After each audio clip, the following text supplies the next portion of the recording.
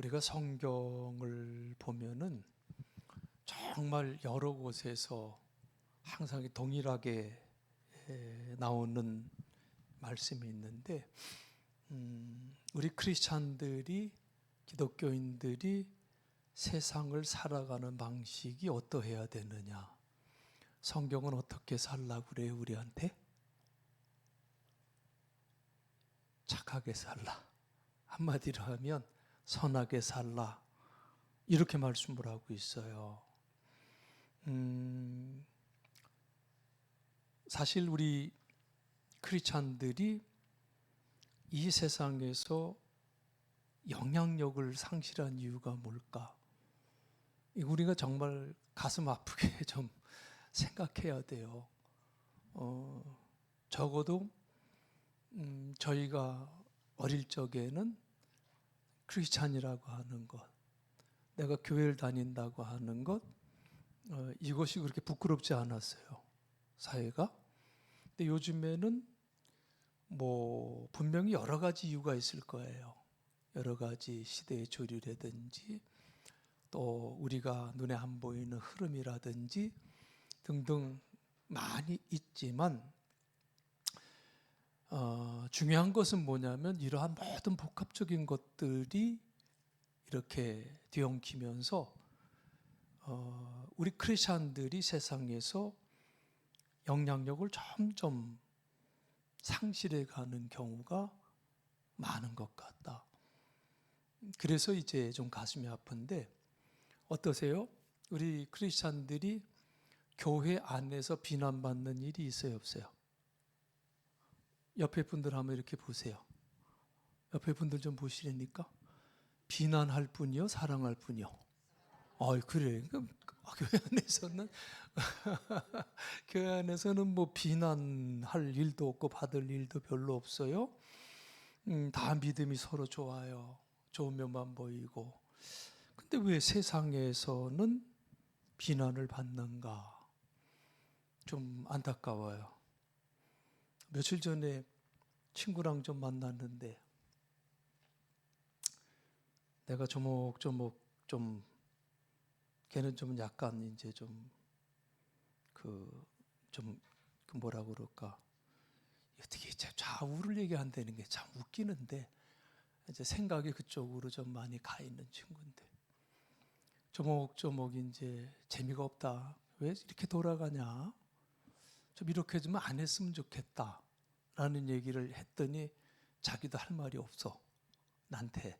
왜냐면 내가 틀린 소리 안 했으니까. 이게 맞는 거냐, 지금 이 상황 이렇게 되어지는 게 맞는 거냐, 이건 아니지 않느냐, 가령 예를 들어서 내가 그 얘기도 했거든요.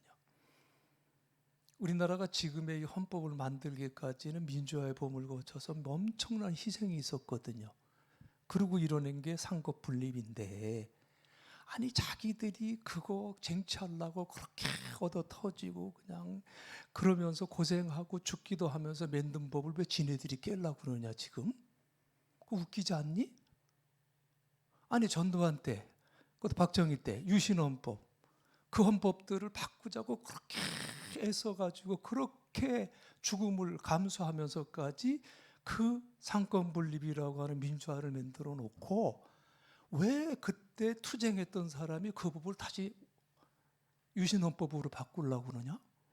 난 도대체 이해가 안 간다. 그게 딴 사람이면 몰라도 싸웠던 사람이 그럴 수가 있냐? 그랬더니 대답을 못해. 그러더니 하는 소리가, 야 니네들은 정방언이 같은 놈들을 왜 가만 놔두냐?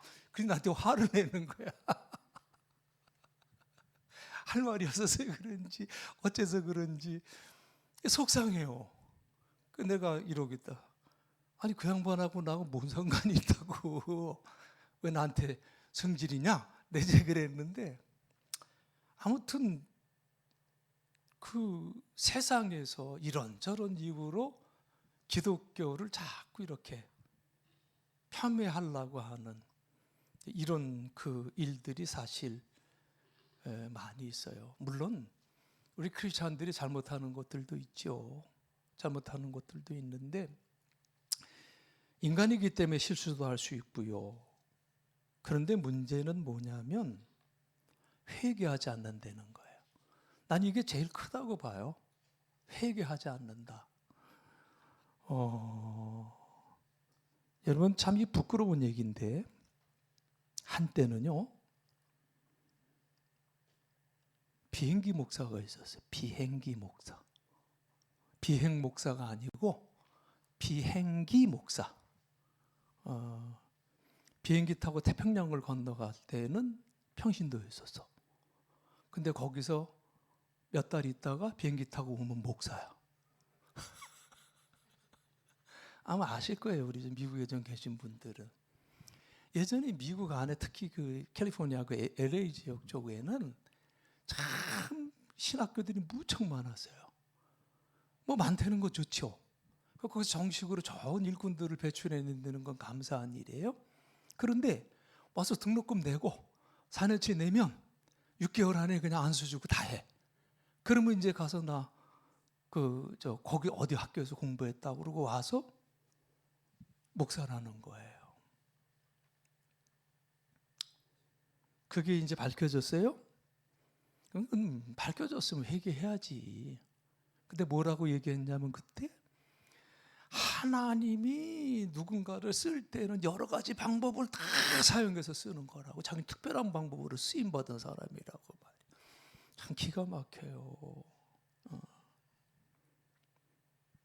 이런저런 일들이 참 많이 있었죠. 잘못했으면 철저히 회개하고 그런 일이 일어나지 않도록 더욱 조심을 해야 되는데 그래요. 결국은 우리가 말씀대로 살지 못하고 성경에서 그냥 한 단어로 표현해요. 선하게 살아라. 착하게 살아야 된다. 이거를 제대로 우리가 살아내지를 못하는 것이 이제 오늘의 이러한 일들이 일어나는 것은 아닌가 이런 생각에 좀 마음이 좀 편치는 않아요. 자, 지금 우리가 이제 베드로 전서를 보고 있는데 베드로가 이 흩어져 있는 크리스천 디아스포라들에게 편지를 썼을 때 그들이 어디에 살고 있었어요? 고향 땅 아니었잖아요. 주로 소아시아 지역에 많이 있었지만 낯선 나라예요. 그리고 낯선 땅, 자연히 낯선 문화권 속에 들어가 살고 있다는 거지요. 자, 그 소아시아 지방에 살고 있던 주민들은 크리스찬들이 무엇을 믿고 어떤 삶을 사는지 그들이 그의 행동을 주시했을 것이라는 거예요. 그렇죠? 이상한 사람들이 들어왔다고 생각할 수도 있을 거예요. 그 터키 사람들, 터키 소아시아 지방 사람들은요. 그리고 자기들하고는 전혀 다른 습관과 행동을 하고 있다고 그들을 비난할 수도 있었을 거예요.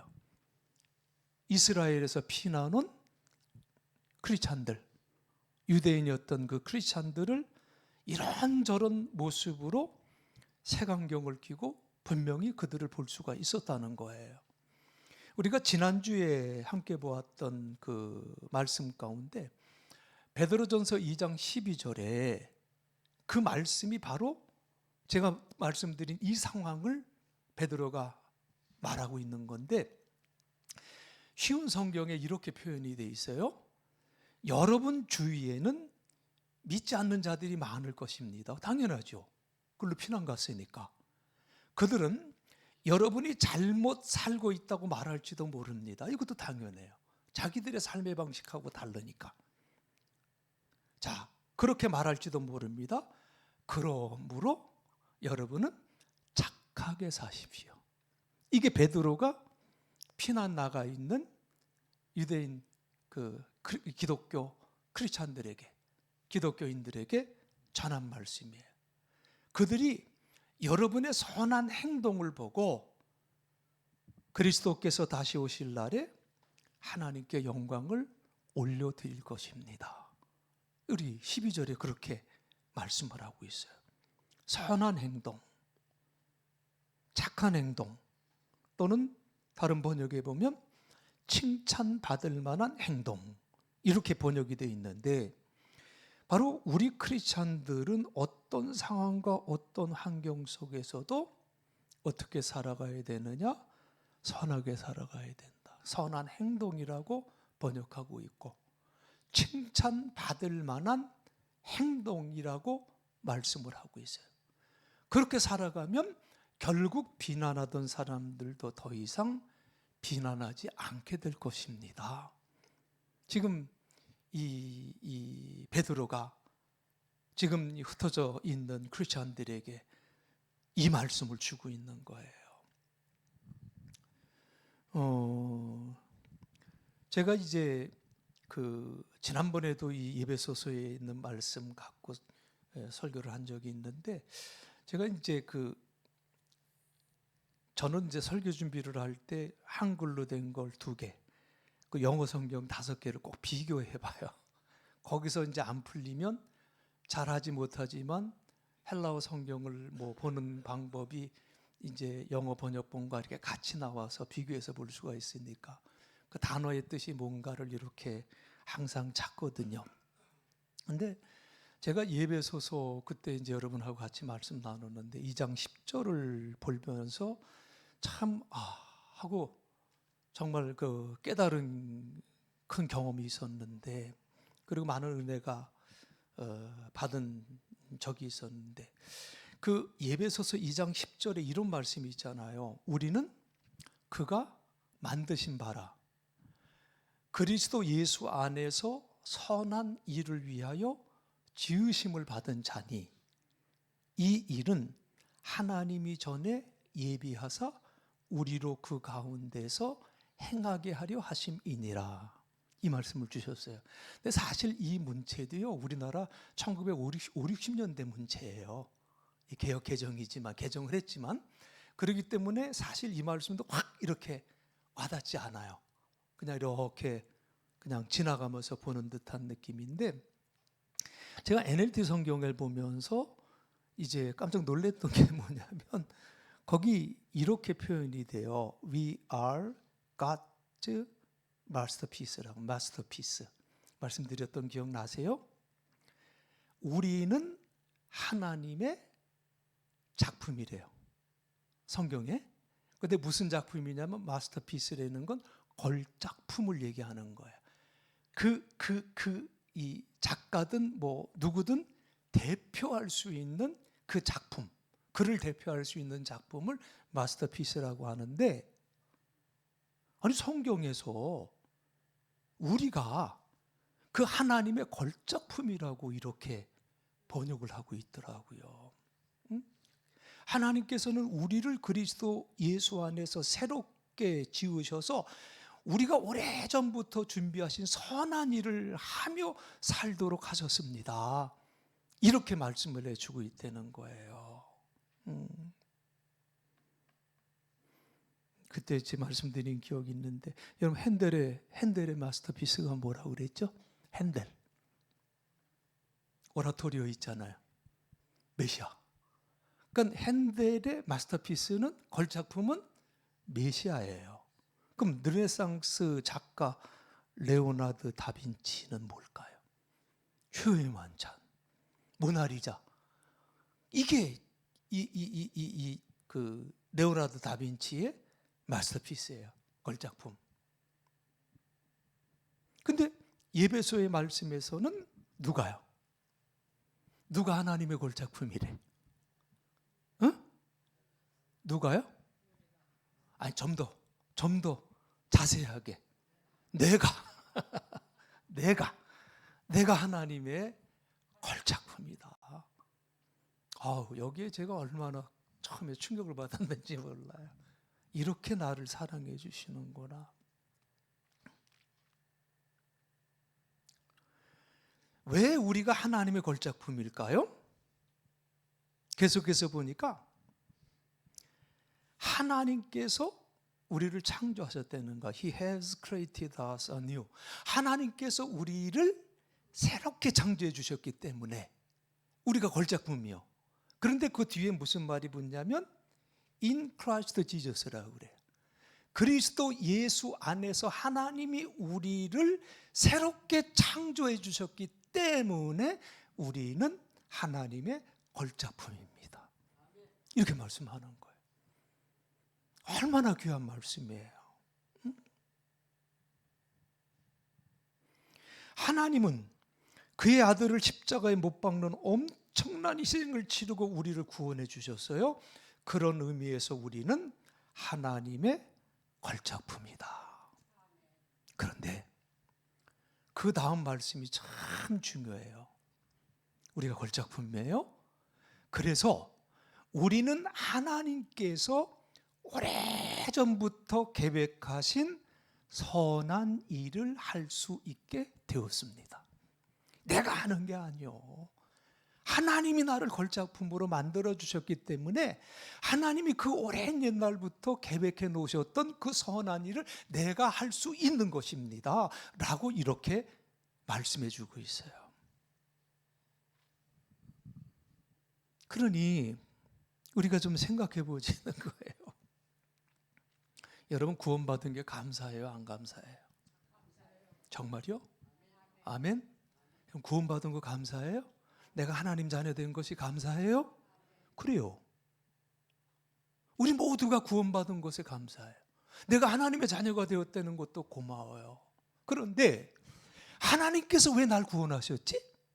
하나님께서 왜 나를 당신의 자녀 삼아주셨지? 까지는 안 간단 말이야. 우리의 삶이, 우리의 신앙의 삶이요.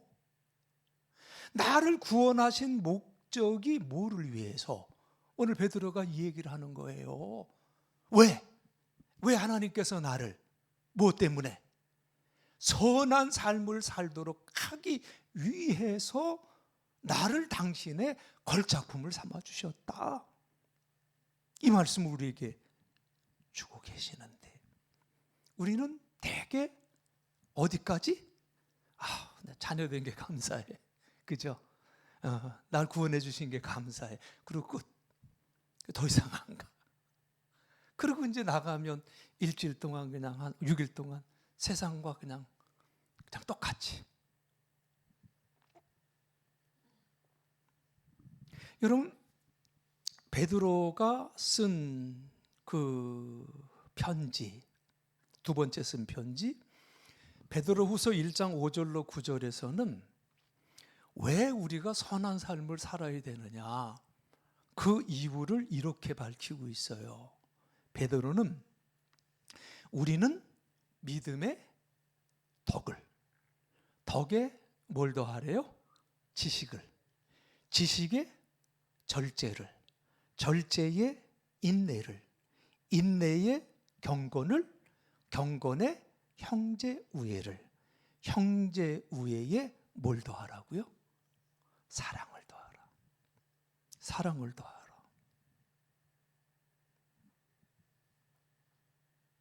믿음만 있으면 그만이라고 여기고 더 이상 아무것도 추구하지 않는 사람은 장님이든 심한 근시안이라고 베드로가 그렇게 말씀하고 있어요. 그러면서 그런 사람은 하나님께서 선한 삶을 살 수 있도록 죄에 물든 옛 생활에서 구원해 주셨다는 것을 까맣게 잊어버린 사람입니다 라고 베드로 사도가 이렇게 직설적으로 말씀해 주고 있어요.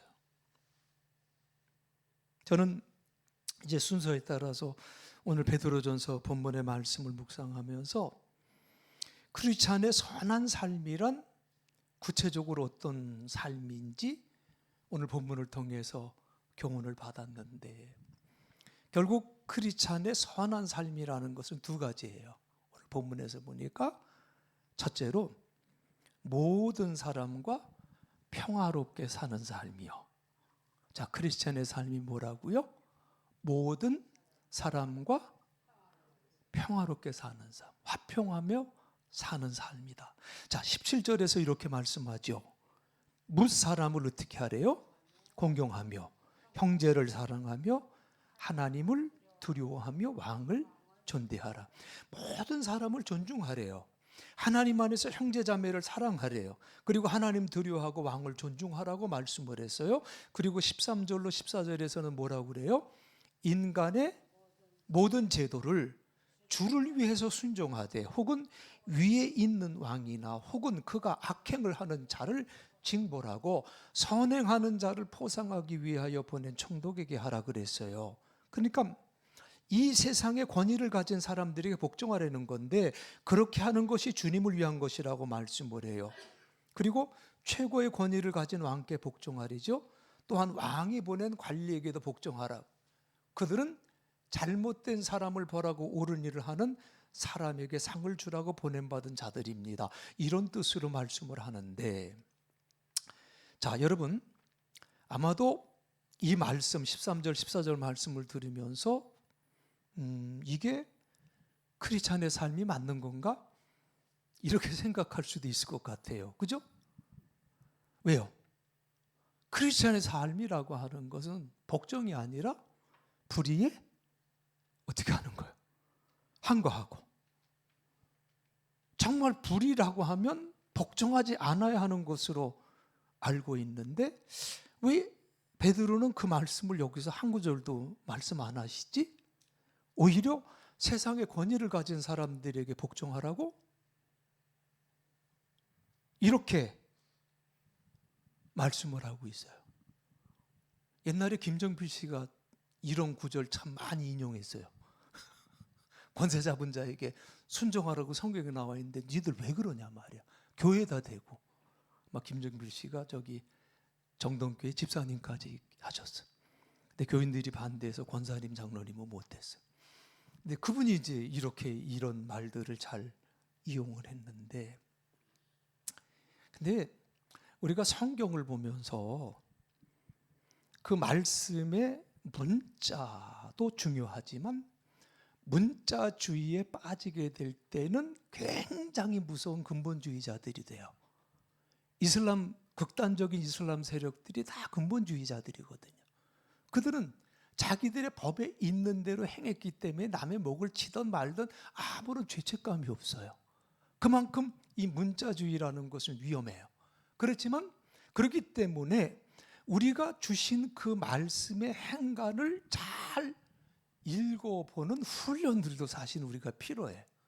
그것이 이제 하나님의 뜻을 우리가 알아가는 길인데, 오늘 이 본문의 말씀의 행간을 읽어보면 아무 조건 없이 권위를 가진 사람들에게 복종하라고 하는 말씀이 아니에요. 그들이 14절에 그렇잖아요. 그들이 자기에게 주어진 권위를 잘 사용할 때 그들에게 복종하는 거예요. 그들에게 잘 사용하는 복. 옳은 일을 하는 사람에게 상 주라고 보냄받은 자들이라고 영어 성경은 그렇게 번역하고 있어요.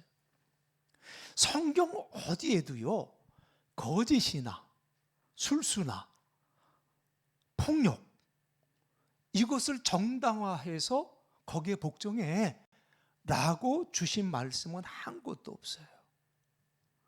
누가복음 6장 15절에 보면 예수님의 제자 가운데 시몬이라는 사람이 있어요.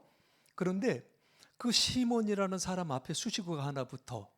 그 시몬 앞에 무슨 말이 들어가요? 셀롯. 그죠? 셀롯이라 하는 시몬, 이렇게 기록을 해요. 그죠? 근데 셀롯이라는 게 뭡니까? 이 말은 열심당이라는 말이에요. 열심당 출신인 시몬. 우리의 개념으로 설명을 드린다면 과격한 애국주의자. 우리가 독립을 하려면 죽여도 괜찮고 폭력을 일으켜도 괜찮고 어떤 일도 해도 괜찮다라고 생각했던 당들이 셀롯 당이에요. 거기 출신 시몬이 예수님의 제자예요. 이 사람들은 세상을 바꿀 수 있는 길은 폭력밖에 없다, 힘밖에 없다 생각했던 사람인데, 그런데 성경에서는 이런 열심당 출신의 시몬이 무엇을 어떻게 했다고 하는 행적을 찾아볼 수가 없어요. 분명히 예수님의 12제자 가운데 하나인데 시몬이 이런 일을 했다, 저런 일을 했다라고 하는 기록이 없어요. 명단에만 나올 뿐 별다른 활동에 대한 기록이 없습니다. 그래서 저는 그렇게 생각해요. 시몬이 예수님의 제자로 3년 동안 동행하면서 예수님께 발견한 것은 지금까지 자기가 가져왔던 자신의 신념이 옳지 않았다는 것을 깨닫지 않았을까? 3년을 동행하면서. 그래서 시몬은 자신이 살아왔던 삶의 방식을 버리고 예수님 안에서 새로운 삶의 가치를 발견하지는 않았겠는가? 나는 이런 생각을 가져요. 왜? 성경을 읽는 그 누구도 성경에서 폭력을 정당화할 수 있는 근거를 발견하지 못했기 때문이라는 거예요. 여러분, 인도의 유명한 사람을 들으면 누구 들어요? 인도 그러면 마하트마 간디, 그죠? 간디를 들을 거예요. 간디 전기를 읽으면 참 안타까운 게 많아요. 나는 예수는 좋은데 교회는 싫다, 뭔지 이런 얘기도 하고요. 영국에서 사실 그 크리스찬들에게 그 뭐라 그럴까 차별 많이 받았거든요. 교회를 가면 내쫓김도 당하고 이제 이런 일도 많이 당했는데, 위대한 영혼이라고 칭송받는 마하트마 간디, 그가 비폭력 무저항 운동은 성경에서 배운 거예요. 자기가 그렇게 고백하고 있으니까 나는 이것을 성경에서 배운 것이다. 이 마하트마라는 말은 고대 인도 언어인 산크리스토어로 위대한 영혼이라는 뜻이래요. 그래서 이제 간디의 앞에 위대한 영혼이라고 이렇게 이제 이름을 붙이는데, 결국 간디는요, 비폭력 무저항 운동으로 결국 영국으로부터 자기의 조국 인도가 독립을 얻어내는데 큰 힘을 보탰던 사람이 간디예요. 미국의 뉴욕 타임즈가요, 이제 그런 글을 썼다고 그래요. 지난 1000년간의 최고의 혁명으로 영국 식민지 통치에 저항한 간디의 비폭력 무저항 운동을 선정했다는 거예요. 지난 1000년 동안 가장 위대한 혁명이 뭐였느냐? 간디의 비폭력 무저항이었다. 이 간디에게 영향을 받은 마르틴 루터 킹 목사님, 결국 흑인들이 차별받고 있는 사회를 개선하고 흑인들의 지위를 향상시키는 데 큰 일을 또 했지요. 여러분, 크리스찬의 삶의 모습 중에 이런 모습들이 가장 두드러진 거예요. 어디를 가든지 크리스찬은 모든 사람들과 함께 화평을 누릴 수 있어야 돼. 물론 내 성격이 급할 수도 있죠. 내 말에 실수도 있을 수도 있지요. 근데 그거가 최종 목적지가 돼서는 안 된다는 거예요. 결국엔 나를 왜 자녀 삼아 주셨느냐? 나를 왜 당신의 걸작품을 만들어 주셨느냐? 선하게 살라고. 그 선하게 사는 삶의 모습이 뭐냐? 모든 이들과 더불어서 화평하게 지내는 것. 이것이 크리스찬의 삶의 모습이다 라고 베드로가 지금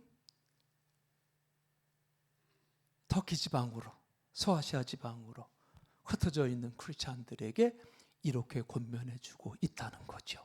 그리고 두 번째로, 크리스찬은 모든 사람들과 더불어 화평하게 사는 사람이고, 또 우리 크리스찬은 누구냐? 사랑으로 악을 이기는 사람이다. 이렇게 말씀을 주시네요. 점점 힘든 말씀을 주세요. 우리에게. 뭐로? 사랑으로 악을 이긴다. 여러분, 고린도전서 16장 14절에 사도 바울이 이제 그런 권면을 해요. 너희 모든 일을 사랑으로 행하라. 그렇게 말씀해요. 너희 모든 일을 사랑으로 행하라. NIV 성경에 보면 너희가 하는 모든 일을 사랑으로 하라. NASB 성경에 보면 너희가 하는 모든 일이 사랑으로 이루어지게 하라. NLT 성경에 보면 모든 일을 사랑으로 행하여라. 이렇게 이제 번역을 하고 있는데, 결국 크리스찬은 무슨 일을 하든지 그 동기가 뭐가 되어야 된다? 사랑이 되어야 된다. 어떤 것을 하든지 동기가 뭐가 되어야 된다? 사랑이 되어야 된다. 내 고집이 돼서는 안 되는 거예요. 내 주장이 되어서는 안 되는 거예요. 모든 동기가 사랑으로. 응? 그래요. 무슨 일을 하든지 사랑의 동기가 되어서 시작하고 사랑으로 그 일을 진행해야 하고 사랑으로 그 일을 마쳐야 된다. 그리고 로마서 12장 20절로 22절에도 이 말씀이 나오는데 잘 알죠. 원수가 먹을 것이 없어 굶고 있으면 먹을 것을 주고 목말라 하면 마실 것을 주십시오. 그렇죠? 그렇게 하는 것은 그의 머리 위에 뭐를 쌓는 거래요? 숯불을 쌓는 거래요. 그죠? 그의 머리에 숯불을 쌓는 것이기 때문입니다.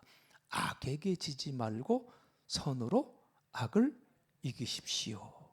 자, 이게 크리스찬의 삶의 모습이래요. 자, 여기 보면 상대방의 머리에 숯불을 쌓으라고 그랬어요. 어떻게 이런 경험을 여러분 해보신 적이 있으신가요? 자, 그의 머리에 숯불을 쌓는다는 것은 그냥 한마디로 얘기하면 선으로 악을 이긴다는 비유예요. 선으로 악을 이기라는 비유인데 고대 문화권에서는요, 이 숯불이라는 것을 어떤 의미로 생각했냐면 정화, 깨끗게 하는 거 또는 부끄러움, 아주 뜨거운 부끄러움을 상징하는 것을 숯불로 이렇게 표현하기도 했다고 그래요.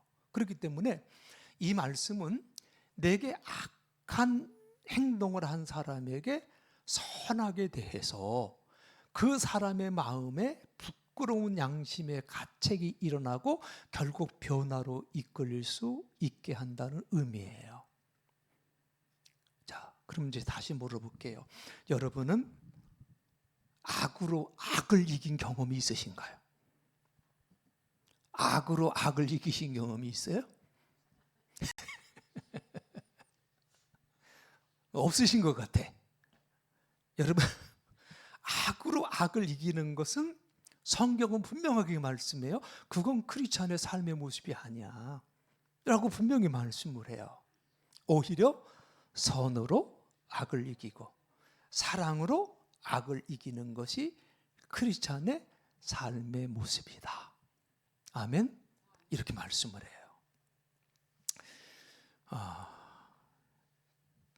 끝내야 되는데 자꾸 하고 싶은 말이 많아요. 여러분, 로마가요,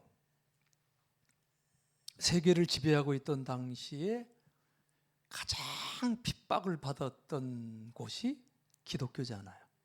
그리스도인들이 가장 핍박을 받았잖아요. 그런데 그렇게 극심한 핍박을 받았던 기독교가 그냥 주 313년 콘스탄티누스 그 황제가 기독교를 공인해요. 기독교 믿어도 괜찮다 하고 공인을 해요. 근데 이게 어떻게 이런 일이 가능할 수 있었을까? 바로 그 이전까지 그렇게 기독교를 핍박했던 로마가 어떻게 하루 아침에 로마가 공식적으로 인정하는 종교가 되었을까? 상식적으로는 이해가 안 되는 거예요. 이 콘스탄티누스가 왕이 되기 전에, 황제가 되기 전에 바로 그 직전의 황제가 디오클레티안이라고 하는 황제였는데, 디오클레티안, 이때가 기독교에 대한 박해가 가장 극심했을 때라고 그래요. 가장 극심했을 때 디오클레티안 황제는 아예 기독교를 아주 박멸해 버리려고 하는 그런 계획을 세웠다고 그래요. 이때가 로마 제국의 통치 기반이 가장 허약했을 때죠. 가장 허약해질 때 로마 내부에서부터 분열이 조금씩 시작할 때가 이때였다고 그래요. 그래서 그 뒤를 이은 황제의 자리에 오른 콘스탄티누스가 자꾸 이렇게 분열돼 가는 이 로마 제국을 어떻게 하면 해결할 수 있을까? 이게 이제 자기에게 큰 과제였는데 여러 생각들을 나누다가 결론이 뭐냐면 이 흩어지는 로마 제국을 묶을 수 있는 것은 기독교밖에 없다. 판단하고 기독교를 공인했다고 주장하는 학자들이 있어요. 이게 전혀 생뚱맞은 얘기가 아니에요. 자, 그런데 그 당시 실제로 로마의 궁중 안에는 기독교인들이 많이 있었다고 그래요. 기독교에 대한 로마의 박해는 극심했지만 기독교인은 결국 뭐로 로마를 점령했어요? 사랑으로 점령했다. 사랑으로 점령했다.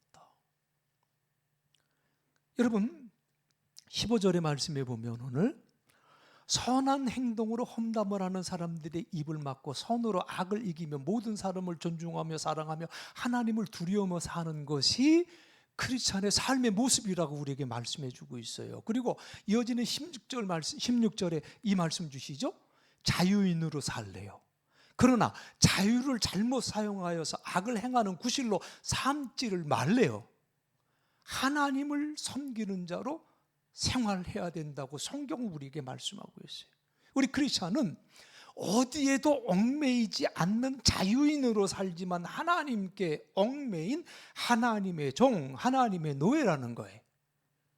그래서 우리는 어떠한 경우에도 불의, 불법, 이거는 우리 크리스찬들이 절대로 정당화할 수 없어요. 잘못된 건 분명히 잘못된 거예요. 성경이 이렇게 말하고 있는 그 배경에는 오직 하나님만이 모든 것을 판단하시고 심판하실 수 있다는 믿음이 깔려 있기 때문에 이렇게 말씀하는 거예요. 내가 있는 곳에서 어떤 상황이나 환경 속에서도 크리스찬의 삶의 방식을 포기하지 말고 꾸준하게 살아가야 될 줄로 믿습니다. 이게 예수 그리스도께서 이 땅에 오신 목적 아니겠습니까? 그리고 우리가 함께 보는 이 본문, 오늘 베드로전서에 나오는 이 이야기, 이 말씀, 무슨 말씀입니까? 2000년 전에 베드로가 디아스포라 크리스찬들에게 제시했던 그 크리스찬의 삶의 방식, 그렇죠? 여러분이 그곳에 살아가면서 이 삶의 방식대로 살라는 것, 이것을 우리에게 말씀해요. 오늘 우리는 이 말씀을 읽으면서 결국 이 삶의 방식이 옳고 결국 이 삶의 방식이 세상을 바꾸는 길이라고 하는 이 믿음을 여러분 꼭 가지시길 간절히 바랍니다. 인간관계 속에서 부딪히는 사람 만나게도 되고 때로는 인간관계 속에서 나에게 상처 주는 사람도 만나게 돼요. 그렇죠? 근데 이때 명심해야 될 것은 크리스찬의 삶의 방식은 악으로 악을 이기는 것이 아니다. 이길 수도 없어요. 악으로 악을 이기려면 여러분의 악이 그 악보다 더 세야 돼. 이게 가능해요? 그러니까 하지도 못하는 것 같고 그냥 계속 하려고 그러다 자기만 상처받아. 안 그래요? 그러니까 악으로 악을 이기는 게 아니라 말이요. 그게 크리스천의 삶이 아니라는 거예요. 오히려 뭐로 이기래요? 사랑으로 이기고 선으로 이기라. 이렇게 말씀을 주고 있어요. 그리고 그들의 머리 위에 숯불을 쌓아주는 게 크리스천의 삶이다. 이렇게 우리들에게 말씀해 주고 있어요. 결론은 저도 이걸 다 타이핑을 마치고 나서 결론, 주님의 도우심이 있어야 된다. 이게 결론이지 뭐. 어떻게 내가 뭘 잘났다고 이렇게 큰 소리죠? 아니잖아. 결국 누가? 주님의 도우심을 우리가 구하며 살아야 돼. 이제 알았잖아요. 아, 하나님의 뜻이 이거로구나. 하나님 말씀이 이거로구나. 그럼 이제 내 힘으로 안 되는 거거든. 주님의 도우심을 구하면서 사랑으로 살면서 선으로 악을 이길 수 있도록 주님 늘 함께 주옵소서. 그죠? 우리가 항상 그렇게 기도하면서 살아가야 될 줄로 믿습니다. 우리 찬송가 292장 주 없이 살 수 없네. 우리 주 없이 못 살아요. 주가 함께 하셔야 우리가 화평한 삶을 살 수 있고 선으로 악을 이기면서 살아갈 수 있는 삶을 살 수가 있습니다. 주 없이 살 수 없네. 우리 함께 찬송하고 우리 주신 말씀 모든 사람과 평화롭게 그리고 모든 사람을 사랑으로 이기고 선으로 이길 수 있는 삶 살게 해달라고 통성으로 기도하겠습니다.